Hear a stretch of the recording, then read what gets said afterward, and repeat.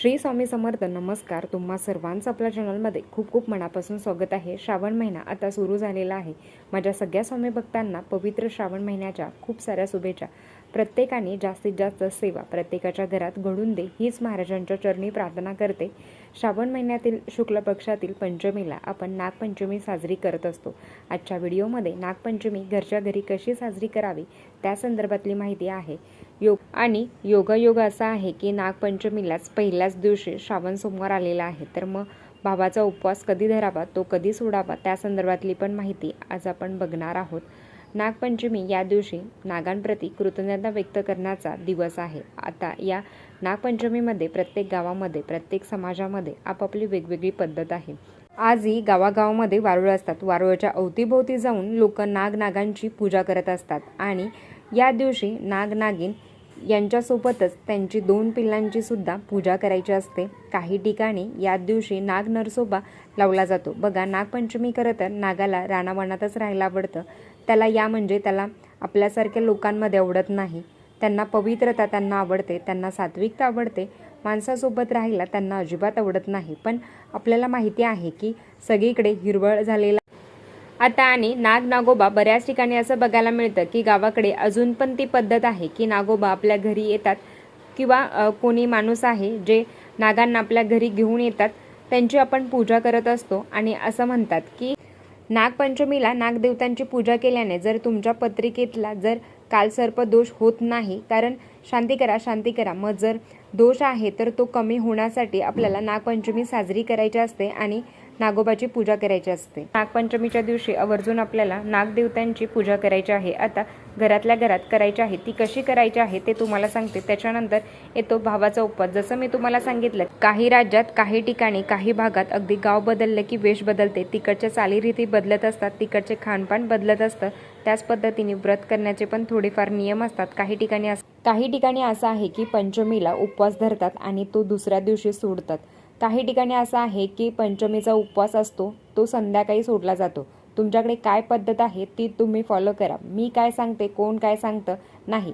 तुमच्या घरातली जी पद्धत आहे ती तुम्ही फॉलो करा. आता काय होतं ना, जर चतुर्थीला तुम्ही उपवास धरला तर दुसऱ्या दिवशी श्रावण सोमवार असणार आहे. मग नागपंचमीचा उपवास कसा सोडायचा? मग अशा वेळेस जर तुमचा चतुर्थीचा उपवास असेल, जर तुम्हाला आदल्या दिवशी उपवास धरायचा आहे आणि तो मग दुसऱ्या दिवशी संध्याकाळी सोडला जातो, मग अशा वेळेस काय करायचं आहे? अशा वेळेस एखादा पदार्थ असेल तर त्याचा वास जरी तुम्ही घेतला तरी तो पदार्थ खाण्याची आपल्यात जिज्ञासा निर्माण होते आणि त्यामुळे आपला पण उपवास सुटला जातो. या पद्धतीने तुम्ही करू शकता. तुमच्याकडे काय नियम अटी आहेत ते पाळून तुम्हाला उपवास करायचा आहे. नाग नरसोबाचं चित्र लावलेलं आहे, तर याला नाग नरसोबा असं म्हटलं जातं. तर हे चित्र, या फोटोला नाग नरसोबा असं म्हटलं जातं. तर हे नागपंचमीच्या दिवशी लावलं जातं. तर काही ठिकाणी श्रावणातल्या पहिल्या शुक्रवारी हा फोटो लावला जातो, तर काही ठिकाणी नागपंचमीला लावला जातो. तर या फोटोमध्ये काय आहे? इथे ना नरसिंह आहेत, इथे नाथ आहेत, जिवती आहे आणि इथे ना बुध आहेत, बृहस्पती देव आहेत. आपल्याला नागपंचमीच्या दिवशी ह्या नागदेवतांची पूजा करायची असते. आणि याला ना ही जी माळ आहे तर याला ना आघाड्याची माळ असं म्हटलं जातं. तर आघाड्याची माळ म्हणजे आघाड्याची माळ आणि त्याच्याबरोबर दुर्वा, तर 3 दुर्वा घ्यायच्या आहेत. आघाड्याचं एक पान घ्यायचं आहे याच पद्धतीने आणि 3 दुर्वा घ्यायच्या आहेत. तर एक पान घेऊन त्याची एक गाठ बांधायची आहे आणि असं तुम्हाला 5 किंवा 7 करून याची तुम्हाला एक माळ तयार करायची असते आणि ती तुम्हाला अर्पण करायची असते. तर हे तुम्ही नागपंचमीला करायचं असतं. तर काही ठिकाणी जिवतीची पूजा करत असताना तेव्हा केला जातं.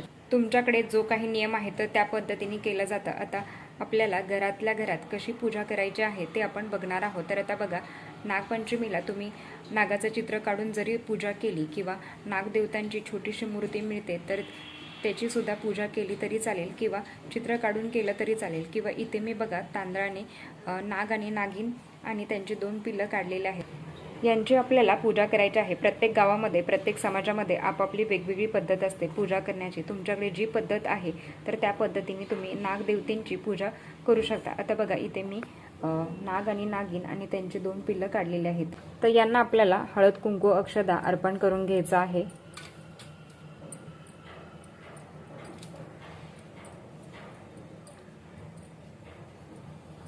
यांना नैवेद्य दाखवायचा आहे. आपली भारतीय संस्कृती आपल्याला खूप काही शिकून जाते आणि श्रावण महिना म्हटलं तर तो सणाचा राजा मानला जातो। श्रावण महिन्यात बरेचसे सण येतात। आपण अतिशय आनंदाने ना उत्साहाने प्रत्येक सण साजरी करत असतो। फूल अर्पण करून घ्यायचं आहे यांना आणि ओवाळायचं आहे।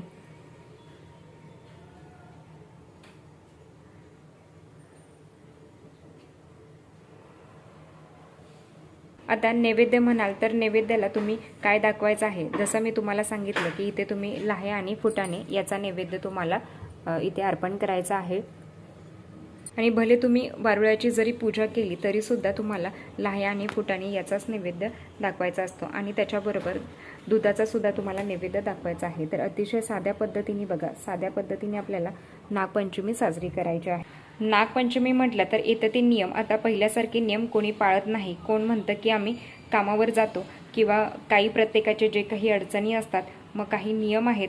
नागपंचमीला काही नियम आवर्जून पाळले गेले पाहिजे। आता तुम्हाला सांगते की पौराणिक कथेमध्ये नाग हे काश्यप व कद्रू यांचे पुत्र, तर त्यातील अष्टनाव हे जास्त प्रसिद्ध आहे। आता ते जे 8 नाग आहेत ते कोणते आहेत ते तुम्हाला सांगते। तर अनंत, वासुकी नाग हा जो भगवान शंकराने स्वतः धारण केलेला आहे, पद्म, महापद्म, तक्ष, कर्काटक, शंख आणि कुली ज्याला आपण कालिया म्हणतो, तो प्रजेला त्रास देऊ लागला म्हणून ब्रह्मदेवाने त्याला श्राप दिला की तुम्ही तुमच्या सावत्र भावाकडून म्हणजेच गरुडाकडून माराल जाल व जलनियमाच्या सर्पपत्रात तुमचा नाश होईल। या भागातले अनंत, वासुकी हे मानवाला अनुकूल व तक्ष, कर्काटक, कालिया हे देव मानवाचे कट्टर होते।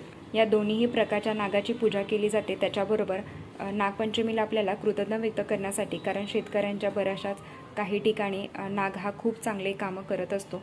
जे काही प्राणी आहेत की ज्याच्यामुळे पिकांचा नाश होईल तर त्यांनासुद्धा तो नाग खाऊन घेतो आणि खरं तर नागपंचमी हा सण त्यांच्याप्रती कृतज्ञता व्यक्त करण्याचा दिवस मानला जातो। म्हणून आपल्यालाही नागाकडून काही त्रास नको आणि नागांनाही आपल्याकडून काही त्रास नको, आपल्याला नागदेवतांची पूजा केली जाते। असंही म्हटलं जातं की नागपंचमीला जर तुम्ही नागदेवतांची पूजा केली तर तुमचा जो कुंडलिकेतला कुठला कालसर्प दोष असेल, राहू केतू दोष असेल तर तो नक्कीच कमी म्हणून नागपंचमीची सेवा अगदी उपासना कोणीही करू शकतो। विधवा, सवासनी, पुरुष कोणीही करू शकतो। भावाचा उपवास पण कोणीही करू शकतो। आता भावाचा उपवास प्रत्येक ठिकाणी प्रत्येक समाजामध्ये वेगवेगळी या पद्धतीने केली जाते। आता ही पूजा आपण करणार आहोत किंवा ही जी पूजा आपण केली आहे, तर ही पूजा करताना एक मंत्र म्हणायचा आहे। तर तो मंत्र आहे अनंतादि नागेभ्यो नमः। या मंत्राचा मंत्र जप करताना आपल्याला ही पूजा करायची आहे। तर या मंत्राचा जेवढा जास्त जप कराल तर तेवढा तुम्हाला जास्त फायदा होईल। तर तुम्हाला राहू केतूचा कालसर्प दोष असेल तर नक्कीच तो कमी होण्यास मदत होईल। ज्यांना हा मंत्र अवघड वाटत असेल तर त्यांनी फक्त ओम नमः शिवाय, ओम नमः शिवाय या मंत्राचा मंत्र जप केला तरी चालेल। नागपंचमीमधून आपल्याला भारतीय संस्कृती आपल्याला काय शिकवते, तर बघा, भारतीय संस्कृती सर्वांवर प्रेम करायला शिकवते। तसेच पाहायला गेलं तर नाग हा रानावनात राहणारा प्राणी आहे, पण पावसाळ्यात त्याचे घर हे पावसाने भरते म्हणून तो गावात येतो, घरच्या वळचणीला बसतो। तो खरा आपला अतिथी असतो, पाहुणा असतो, म्हणूनच त्याची पूजा करायची असते। नागाला रानावनात आवडतं, त्याला पावित्र्य आवडतं, स्वच्छता आवडते, तो सुगंध आवडतो, तो फुलं जवळ करतो। नागाचे आणखी एक गुण म्हणजे ते शेतीचं राखण करतो। उंदीर, घुस इत्यादी शेतीत येऊ देऊ नये हे सुद्धा त्याचे एक उपकारच आहेत आपल्यावर। नागाची पूजा म्हणजेच विषारी सर्पातलेही चांगुलपणा पाहावायला आपली संस्कृती आपल्याला नेहमी सांगत असते। आता सगळ्यात महत्त्वाचं की नैवेद्य काय दाखवायचा, जसं मी तुम्हाला सांगितलं की लाह्या आणि फुटाणे पण नैवेद्याला दाखवू शकता किंवा याच्या बऱ्याच ठिकाणी पुरणपोळी केली जाते। याच्यात तर आता आपण बघितलं की मांडणी कशी करायची। तर सगळ्यात महत्त्वाचा महिलांचे प्रश्न येतील की ताई, नागपंचमी म्हटलं तर आजही गावागावामध्ये काही नियम पाळले जातात, शहरामध्ये बरेच इतके नियम पाळले जात नाहीत। प्रत्येकाला जे वाटतं त्याने ते करावं। भारतीय संस्कृती आपल्याला खूप काही गोष्टी शिकवून जाते। आता जसं नागपंचमीच्या दिवशी आता मी गावाकडचं सांगते की शहरामध्ये पण बऱ्याचशाच घरात अजूनही ती पद्धत आहे, पण काही ठिकाणी बघा ज्या महिला वर्किंग आहेत ना की ताई आम्ही एवढं करू शकत नाही, मग त्या सकाळी उठून भाजी चपाती करून जातात। तर आता नागपंचमीच्या दिवशी चिरणं, कापणं किंवा धारदार वस्तू याचा वापर करत नाहीत। गावाकडे पण असंच होतं। आता आधीच्या काळी बघा किंबहुना आता ही बऱ्याच ठिकाणी असं केलं जातं की नागपंचमीच्या दिवशी तवा ठेवत नाहीत, कढई ठेवत नाहीत, आदल्याच दिवशी ते सगळं घासून स्वच्छ करून आणि आपण झाकून ठेवतो किंवा ते लपवून ठेवतो विळी, सुरी किंवा कात्री हे सुद्धा आपण लपून ठेवतो. आता ते लपून का ठेवतो तर त्याचं कारण पण सांगते. कधी असं होतं ना की आपल्याला ते आठवत नाही आणि कामाची ती सवय असते आणि पटकन आपल्याकडून ते कट केलं जातं. म्हणून असं म्हणतात की नागपंचमीच्या दिवशी कापणं किंवा चिरणं या गोष्टी करू नये. आता ज्याला पाळायचं आहे तर त्यांनी पाळावं. किंवा काही लोक म्हणतील की ताई फक्त अंधश्रद्धा आहे, तर मलाही त्यांना सांगायचं आहे की तुमच्याही घरात लहान जेव्हा तुम्ही होता तर तेव्हा या सगळ्या गोष्टी, या चालीरीती करायची पद्धत होती, आजही ती केली जाते. तर मला असं वाटतं की आपण जर आपली संस्कृती टिकवली तर नक्कीच आपण आपल्या येणाऱ्या पिढीला सुद्धा त्या संदर्भातलं मार्गदर्शन करू शकतो. आता नागपंचमीला काय खातात तर बघा, जसं सांगितलं की प्रत्येक गावामध्ये, प्रत्येक समाजामध्ये वेगवेगळी पद्धत असते. तर काही ठिकाणी असं असतं की कढई किंवा तवा ठेवत नाहीत, तर गव्हाची खीर केली जाते प्रत्येक गावामध्ये, प्रत्येक समाजामध्ये. ही काही ठिकाणी असं असतं की फक्त 12 वाजेपर्यंत तवा ठेवत नाहीत, म्हणजेच 12 वाजल्यानंतर काहीच करायचं नाही. आणि घरात जे काही नाग नरसोबा आहे, जे आपल्याला पूजा करायची असते आणि पूजा करून झाल्यावर मग नंतर तुम्ही तवा ठेवू शकता आणि वरण भात भाजी चपाती करू शकता. पण काही ठिकाणी असं असतं की सकाळी तवा ठेवत नाहीत आणि तवा ठेवला जात नाहीत किंवा काहीच करत नाही. घरात जो काही नाग नरसोबा आहे तर त्याची आपल्याला पूजा करायची असते आणि पूजा करून झाल्यावर मग नंतर तुम्ही तवा ठेवू शकता, वरण भात भाजी चपाती करू शकता. काही ठिकाणी असं असतं की सकाळी तवा ठेवत नाहीत आणि सकाळी तवा ठेवला जात नाही किंवा सकाळी काही केलं जात नाही, संध्याकाळी मग तुम्ही वरण भात भाजी चपाती केली जाते. पण केव्हा जेव्हा वारुळाला महिला जातात किंवा एखाद्या नागदेवतांचं दर्शन घ्यायला जातात, त्यांना दूध अर्पण करतात, त्याच्यानंतर आल्यावर मग तुम्ही स्वयंपाक करू शकता. असं म्हटलं जातं की काही ठिकाणी असं असतं की अजिबात दिवसभर तुम्ही तुमच्या घरात काही तळत नाहीत किंवा कापत नाही. आता तुमची इच्छा असेल तर तुम्ही ते पाळावं. ज्यांना नाही शक्य होत किंवा ज्यांच्याकडून पाळणं नाही शक्य होत तर त्यांनी नाही पाळलं तरी हरकत नाही. पण मला असं वाटतं वर्षातून एकदाच आहे, त्यामागचं पण काहीतरी कारण असावं.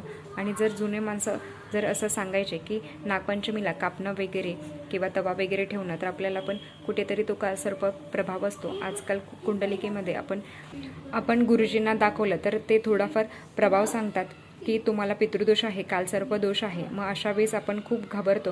मग नक्कीच या दिवशी तुम्ही नागदेवतांची पूजा केली तर नक्कीच तुमचा कुंडलिकेतला जर सर्प दोष असेल तर तो नक्कीच कमी होतो. जी तांदूळ तुम्ही घेतले आहेत, तर जर तुम्ही ही मांडणी तुम्हाला सकाळी करायची आहे, ते ताई आम्ही कामाला जातो, तर कमीत कमी ते नाग नरसोबा लावून तरी तुम्ही मांडणी करा. आणि तुम्ही आदल्या दिवशी सगळं सामान घेऊन नैवेद्य हे दाखवायचं आहे, मांडणी करायची आहे.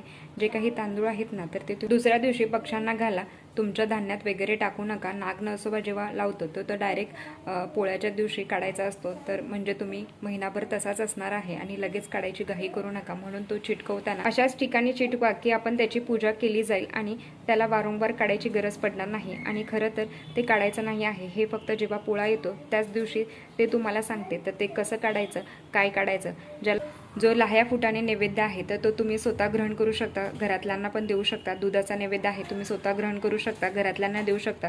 जर एखादा तरी हरकत नाही. जे काही तांदूळ आहे तर ते फक्त आपल्याला धान्यात टाकून पशुपक्षींना दिलं तरी चालेल. काही ठिकाणी जर ती मूर्ती असेल, नागदेवतेची मूर्ती असेल, तर नक्कीच त्या नागदेवतेची मूर्ती तुम्ही पूजा करू शकता आणि छानपैकी नागपंचमी साजरी करू शकता. आणि खरं तर नागपंचमी हा सवासणीचा सुद्धा सण असतो. असं म्हटलं जातं की नागपंचमीच्या दिवशी स्त्रिया किंवा मुलगी आपल्या माहेरी येते, झोका खेळते, आई तिला बांगड्या भरते.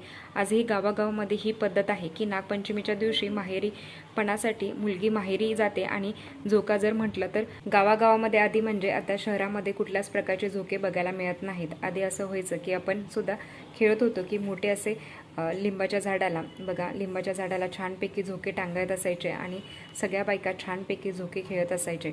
एवढंच की आपल्या रोजच्या आयुष्यात काहीतरी इंगोळा असतो, तर एक आनंद आपल्याला सुद्धा मिळतो. आणि तुमची मुलगी जर असेल तर नक्कीच, जर ती येत असेल तर तिला तुम्ही हिरव्या बांगड्या भरा. किंवा तर तिला येणं शक्य नसेल तर कमीत कमी तिला 100 रुपये देऊन, कारण तिला बांगड्या भरायला, किंवा आपणच आपल्या बांगड्या भरू शकता. 2, 3, 4 बांगड्या, हिरव्या बांगड्या आवर्जून भराव्या जर शक्य असेल तर. आणि तुमच्या यथाशक्तीने जेवढी तुमचं सामर्थ्य असेल की तुम्ही नक्कीच एखाद्या स्त्रीला बांगड्या भरू शकता. नागपंचमी हा सण सुद्धा आनंदाने व्यक्त करण्याचा असतो, आनंद तो साजरी करण्याचा असतो. तर आजच्यासाठी इतकंच. आजचा व्हिडिओ इथेच थांबवते. आवडला असेल तर लाईक, शेअर, सबस्क्राईब. परत भेटूया अशाच नवीन व्हिडिओसोबत. तोपर्यंत धन्यवाद. श्री स्वामी समर्थ.